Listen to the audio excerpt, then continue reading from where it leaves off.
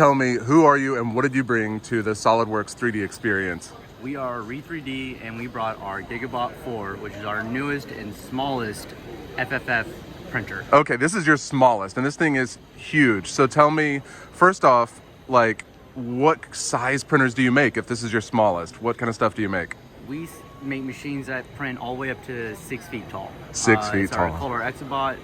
This machine is our standard machine. It's 600 millimeter cube volume. So you can print a lot of prototype machine parts. Is a lot of what people like to do. A lot of cosplay, a lot of art, sculptures.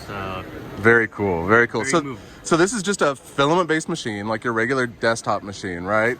Is there anything fancy about the materials, or is it just the plain filament? It's it can print your standard filaments that you use on any desktop machine that you have at home. If you have an enclosure, you want an enclosure, you can get one. Our hot ends go all the way up to 300C. So That's fantastic. So you said this is your baby, and you said you have some that print up to like 6 feet tall.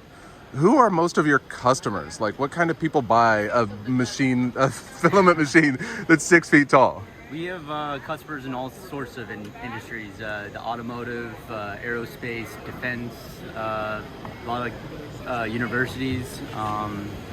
Everybody's interested in trying, instead of having to piece together a bunch of parts, it's nice to have it all fit together. Very nice. Okay, one final question about the machines. Like, you print giant stuff. What's like something that people don't think about when you're printing giant stuff? Like people at home, again, with just like a Bamboo or a Prusa or something. What's something they don't even think about that you have to deal with these giant machines?